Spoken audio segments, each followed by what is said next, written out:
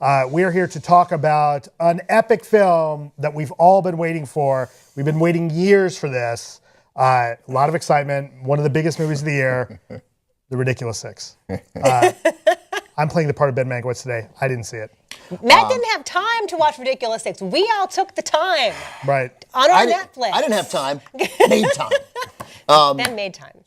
And this is the first of Adam Sandler's 4 productions for Netflix, an entirely new distribution deal. So this is the dawn of the future of movies, and it is a terrible, terrible, terrible time in America.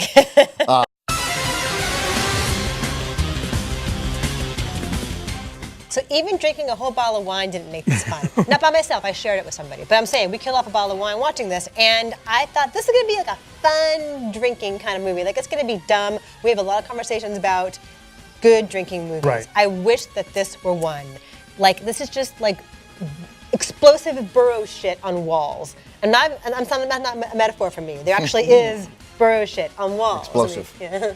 Like 3 times. Like yeah, because once is not enough. Right. No, Subtlety we do not have. This is an hour and that's how 59. comedy works. It has to coat Chris Parnell at one point. Oh my God, this is an. I laughed at one point. I cannot remember what it was, and I saw it this morning. The only distinction between like this and the usual shitty Adam Sandler movie is that I don't think he particularly wanted to go on vacation To New Mexico. in the Old West.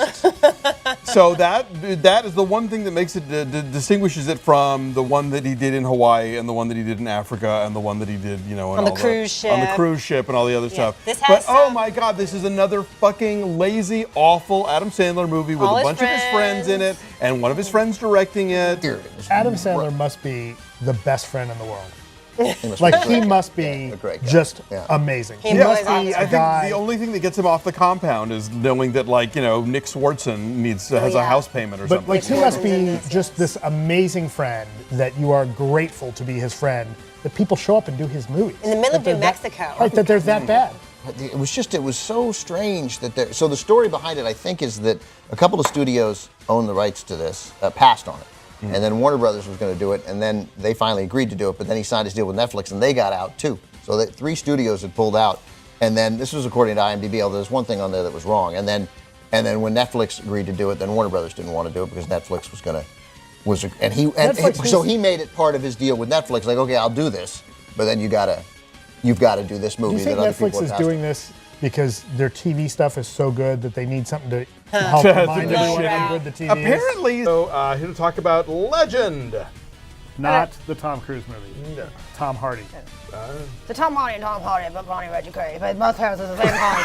And it's impossible to hear the song about, but it's okay, ain't it? Because they're these really terrible gangsters from the Britain in the 1960s, and they're horrible, they're terrible things. What am I talking about? I don't know. Take a look.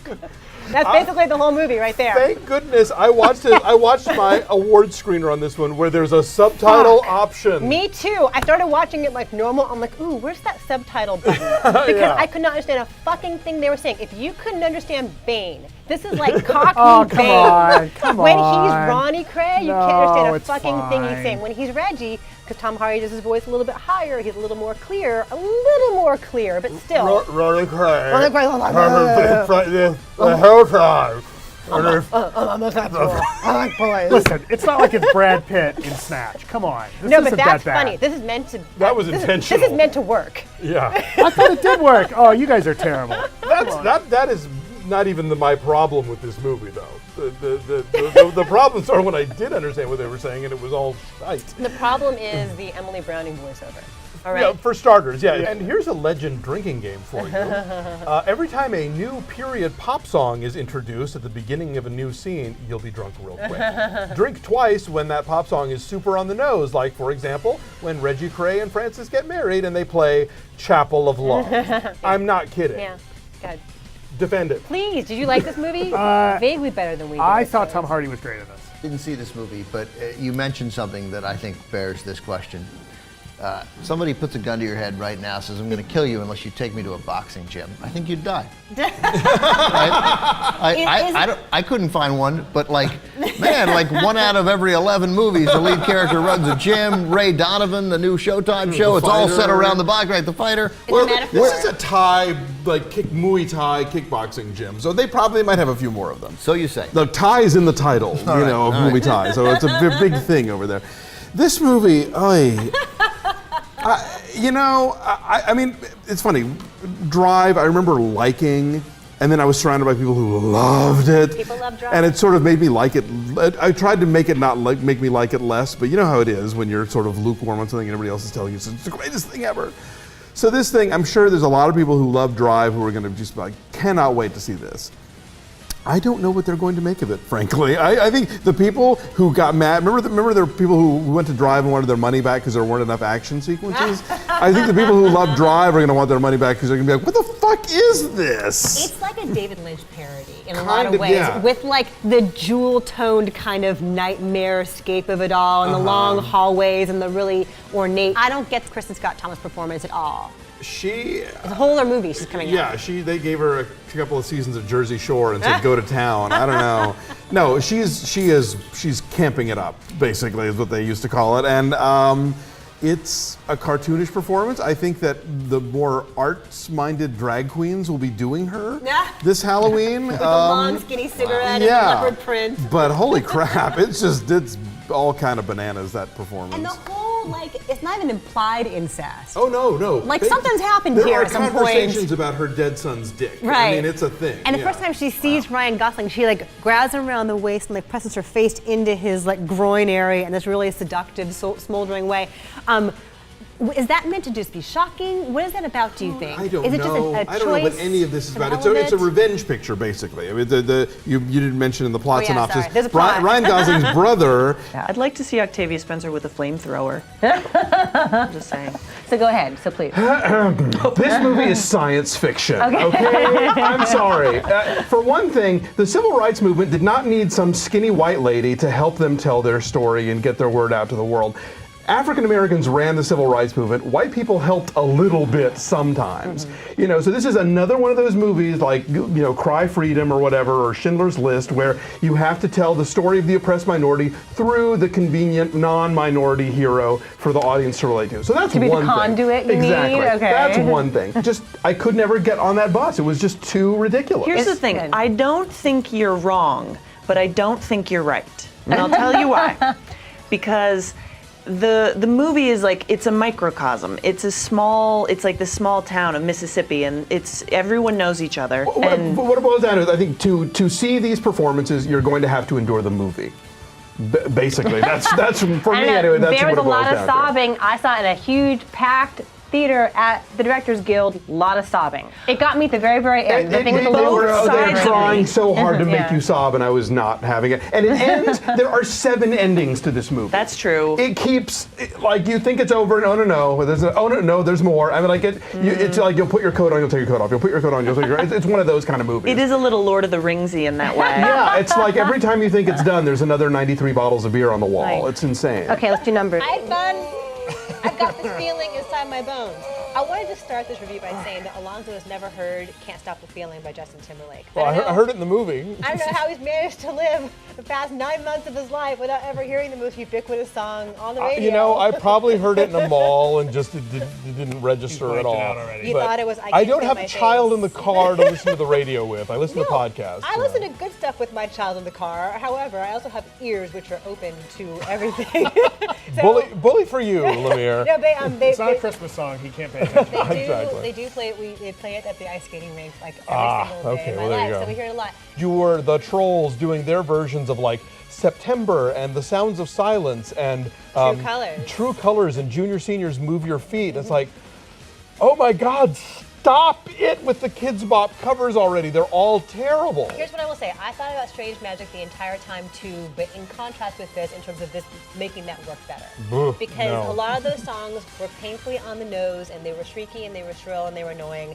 This movie picks some on-the-nose song choices, but then has some fun with them and is self-aware about them and kind of laughs at itself for the use of them. and has better vocal talent in Anna Kendrick and Justin Timberlake. The troll stuff is like this Lisa Frank explosion going on in front of your eyes. And then the Bergens is, as I said in my review, the vast spectrum you'll find in a baby's full diaper. It's like all the greens and browns, and this movie.